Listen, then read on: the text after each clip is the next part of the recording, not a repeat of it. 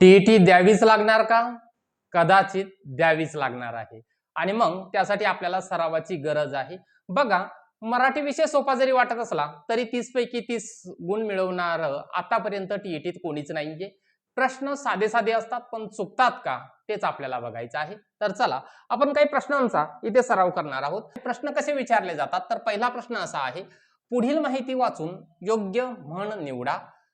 आपल्याला ही माहिती जी दिलेली आहे ती वाचायची आहे काळजीपूर्वक आणि आपल्याला म्हण निवडायची आहे। खाली काही म्हणी दिलेल्या आहेत। काय माहिती दिली ती अगोदर वाचूयात।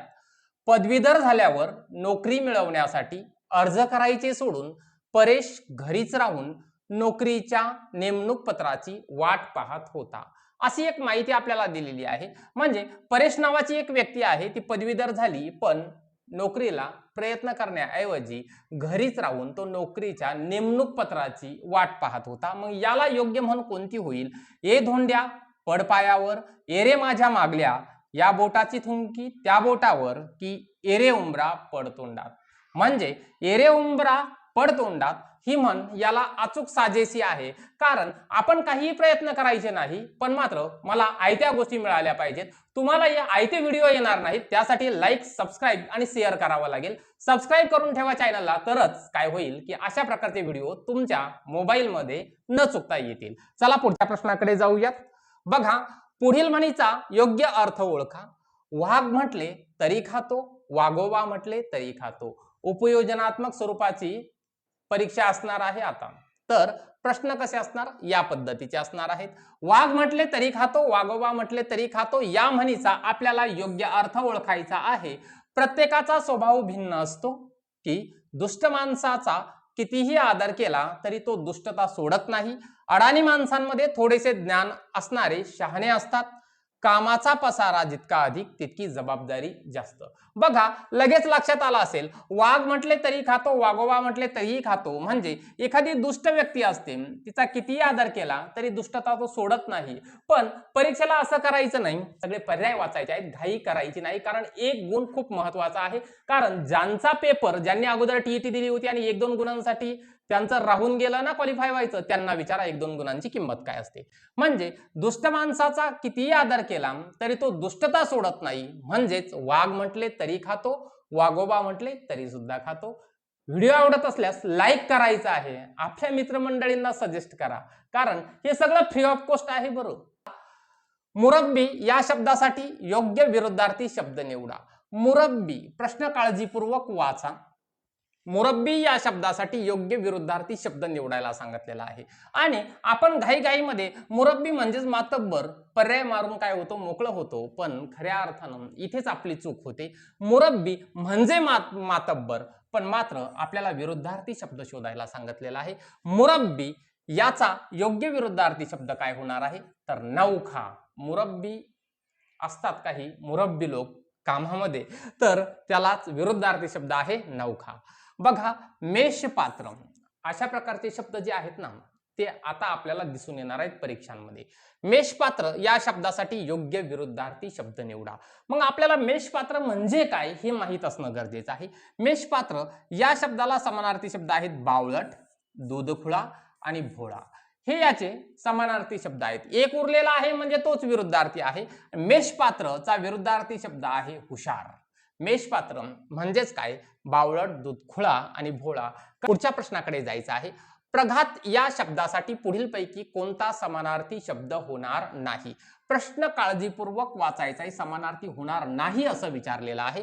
प्रघात म्हणजेच रिवाज, प्रघात म्हणजेच पद्धत, प्रघात म्हणजेच चाल, प्रघात म्हणजे पाऊल का, तर हा आपल्याला समानार्थी शब्द होताना दिसणार नाही।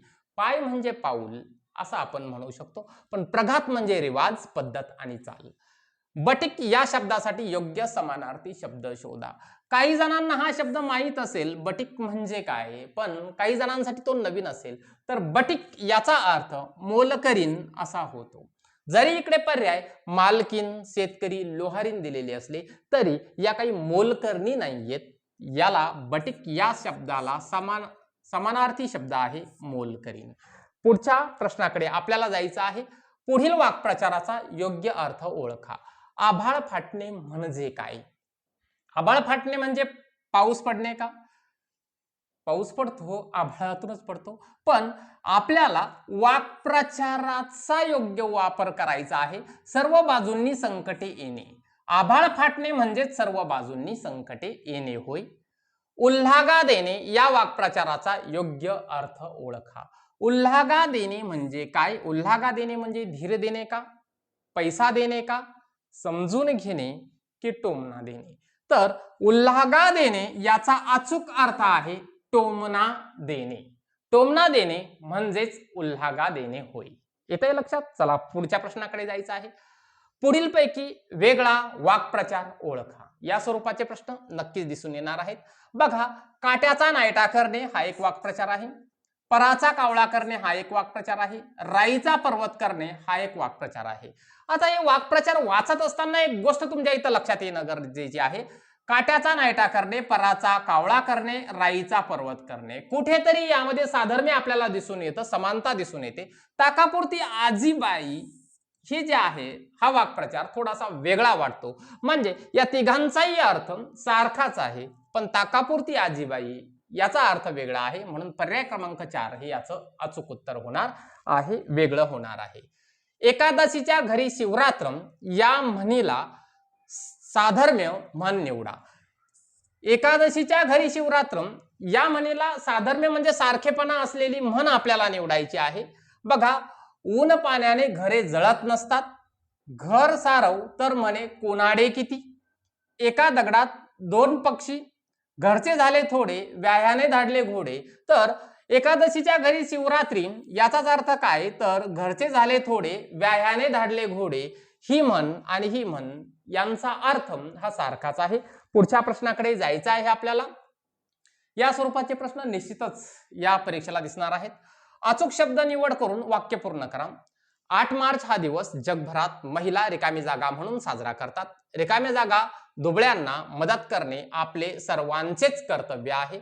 तर आपल्याला शब्द निवड करायची आहे, अचूक शब्द निवड करायची आहे, यामध्ये घाई करायची नाही. 8 मार्च हा दिवस जगभरात महिला दिन. दिन कसं लिहिलं जातं? तर दिन म्हणजे दिवस या पद्धतीने लिहिलं जातं, पहिली वेलांटी. आणि दिन दुबळ्यांना, इथे काय येणार आहे? दिन दुबळ्यांना. तर या दिन आणि या दिन मध्ये हा फरक आहे, एका वेलांटीचा फरक आहे, पण त्यामुळे सगळा अर्थ बदलतो. पहिला दिन कोणता आहे? तर पहिला दिन हा आहे. आणि दुसरा दिन कोणता आहे? तर हा आहे. म्हणून पर्याय क्रमांक 3 हे याचं अचूक उत्तर होणार आहे. या स्वरूपाच्या प्रश्नांचा थोडासा सराव ठेवा, कारण शब्द संपत्ती असेल तरच आपल्याला हे प्रश्न जे आहेत ते सहजगत्या सुटणार आहेत. पुढच्या प्रश्नाकडे जायचं आहे. अचूक शब्द वापर करून पुढील वाक्य पूर्ण करायचं आहे. मागच्या प्रश्नासारखंच. पेरण्या झाल्या तरी पावसाचा पत्ता नसल्याने शेतकरी रिकामी जागा झाले. रिकामी जागा धन किती काळ पुरणार याचा विचार करून प्रत्येकाने कार्यमग्न व्हावे. तर पेरण्या झाल्या तरी पावसाचा पत्ता नसल्याने शेतकरी काय होतील? तर सचित होतील का? सचित होतील का? सचिंत होतील, म्हणजे त्यांना चिंता वाटेल. बरोबर आहे, सचिंत. रिकामी जागा संचित धन, संचित म्हणजे साठवलेले धन, किती काळ पुरणार याचा विचार करून प्रत्येकाने कार्यमग्न व्हावे. म्हणून पर्याय क्रमांक 3 हे दोन्ही शब्द यामध्ये अचूकपणाने बसतात. व्हिडिओ आवडत असल्यास लाईक मात्र करायचं आहे. पुढील अलंकारिक शब्दाचा योग्य अर्थ ओळखा. खुशाल चेंडू. बघा, पेड बॅच जरी घेतल्या असतील ना, तरी तिकडे हे क्वेश्चन्स तुम्हाला दिसणार नाहीयेत आणि स्वरूप मात्र असं असणार आहे. खुशाल चेंडू या अलंकारिक शब्दाचा योग्य अर्थ आपल्याला ओळखायचा आहे. खुशाल चेंडू म्हणजे संकुचित वृत्तीचा मनुष्य का, भांडणे लावत फिरणारा का, अतिशय चैनी व निष्काळजी माणूस की घातकी माणूस. बघा, खुशाल चेंडू कोणाला म्हणायचं? तर खुशाल चेंडू म्हटलं जातं एखादी व्यक्ती अतिशय चैनी असते आणि तिला कुठलीही काळजी नसते, त्याला म्हटलं जातं खुशाल चेंडू. आठवलं? चला पुढच्या प्रश्नाकडे जायचं आहे आपल्याला. पुढील अलंकारिक शब्दाचा योग्य अर्थ ओळखा. तिरकमसेट. तिरकमसेट हा शब्द ऐकलेला असेल तुम्ही. तिरकमसेट कोणाला म्हणतात? शीघ्रकोपी मनुष्याला तिरकमसेट म्हणतात का? थापाड्या मनुष्याला तिरकमसेट म्हणतात का? कंजूस मनुष्याला तिरकमसेट म्हणतात की चकना मनुष्य याला तिरकमसेट म्हणतात? तिरकमसेट म्हणजेच चकना मनुष्य. चला पुढील अलंकारिक शब्दाचा योग्य अर्थ ओळखा. फकीरीबाना.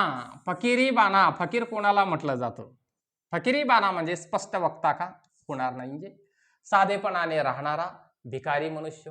आता इथे बघा, इथे खऱ्या अर्थानं गोंधळ होतो.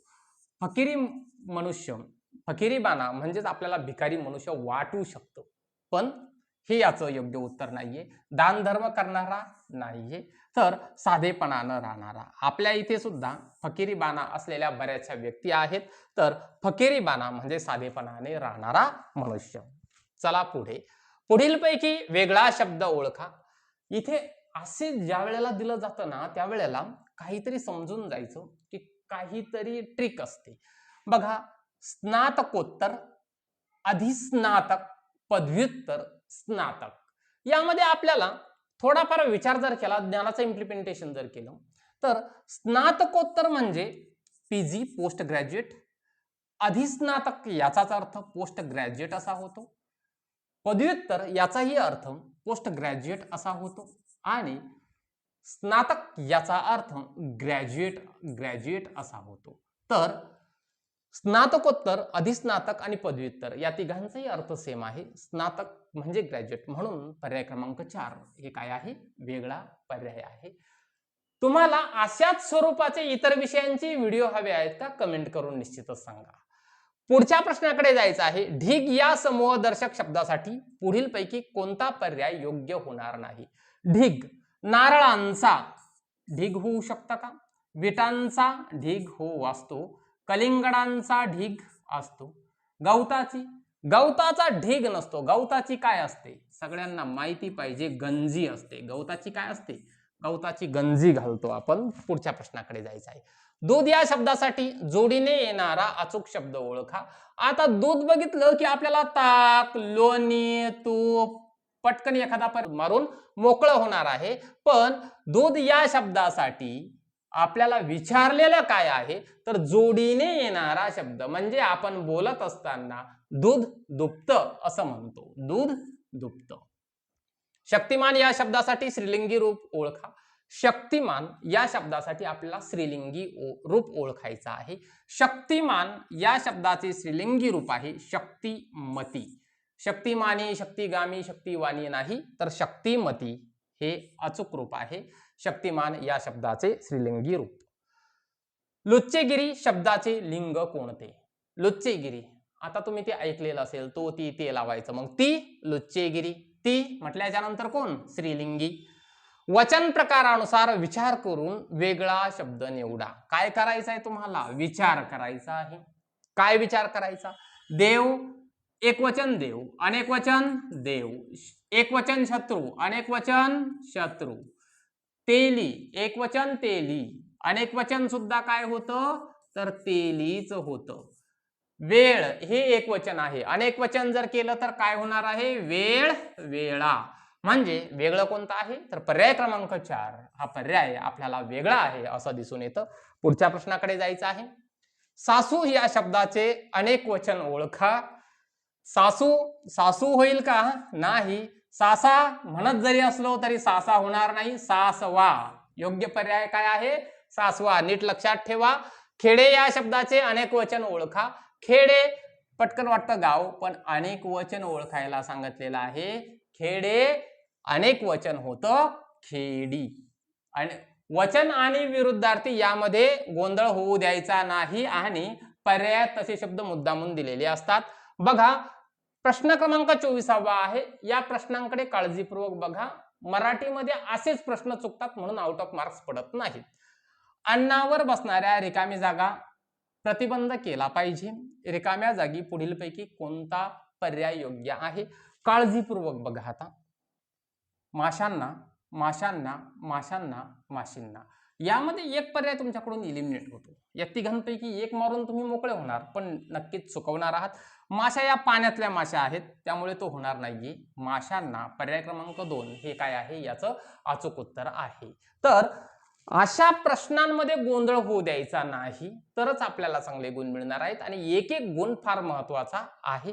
त्यासाठी तुम्हाला जर दुसऱ्या एखाद्या विषयावरती व्हिडिओ हवा असेल तर कमेंट करून निश्चितच सांगा. आतापर्यंतही लाईक केलं नसेल तर लाईक करून ठेवा. सबस्क्राईब केलं नसेल तर सबस्क्राईब करा आणि आपल्या शिक्षक मित्रमंडळींपर्यंत हा व्हिडिओ पोहोचवण्याची जबाबदारी तुमची आहे.